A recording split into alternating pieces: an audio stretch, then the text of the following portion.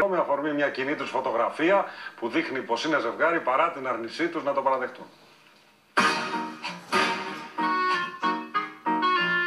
Είναι η πρώτη φωτογραφία του ζεύγους. Μετά βασάνων και κόπων, ειδού η πρώτη λήψη που αποκαλύπτει πως ο Ηλίας Βρετός και η Ευαγγελία Ραβανή είναι μαζί. Είναι ξημερώματα και όπως φαίνεται κιόλας ότι βγαίνουν από τα καμαρίνια με.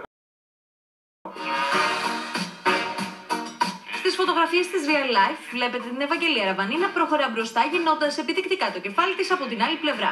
Από πίσω ακολουθεί ο Ηλίας Βρετός με τα ρούχα στο χέρι και ύφος πιο μπράτ και από τον Πι. Έπαιξε τρελό κυνηγητό γενικά. Διότι αυτό που απασχολεί τελικά τον Έλληνα σήμερα είναι αν τελικά είναι ζευγάρι Αντζελίνα, συγγνώμη, η Ευαγγελία και ο Μπράντο Ηλίας, θέλω να πω.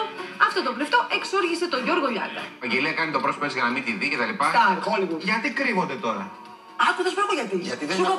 Όχι, γιατί δηλαδή συγγνώμη. Είναι ακόμη επίσημο. Σιγά τον Μπραντ Πιτ και την Αντζελίνα Τζολί που κρύβονται που κάνουν έτσι τώρα για αυτό για να μην πάρουν φωτογραφίες. Μπορεί να νιώθει Πιτ και Τζολί. Συγγνώμη. Σου έχω απάντηση αυτό που λες. Σου έχω απάντηση. Η Ευαγγελία. Αφού τους πιάνει φακός, ας ρίξουν ένα καμόκελο τώρα να κάνουν έτσι.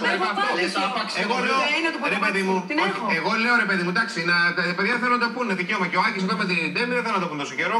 Μέχρι που το είπα και τέλειωσε η Κωνσταντινία. Δεν το παραδέχεται γιατί φοβάται και το κακό το μάτι. Επικρατεί μια τραγική κατάσταση και δυστυχώς το θέμα του παπαράτσι είναι πολύ παρεξηγημένο και οι καλλιτέχνες θα πρέπει να μην μας βλέπουν σαν επιθετικά όντα, αλλά σαν ανθρώπους οι οποίοι καταλαβαίνουν και την ψυχοσύνθεσή τους και ότι απλά κάνουμε εμείς τη δουλειά μας.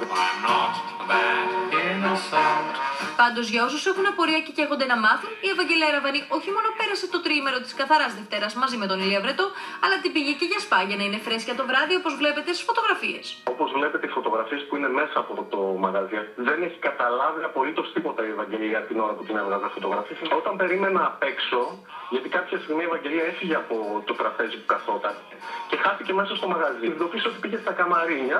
Και για να μην ξεχνιόμαστε, στη τηλεφωνική επικοινωνία που είχαμε με τον τραγουδιστή, μας υπενθύμησε. Δεν μιλάω ποτέ για τα προσωπικά μου.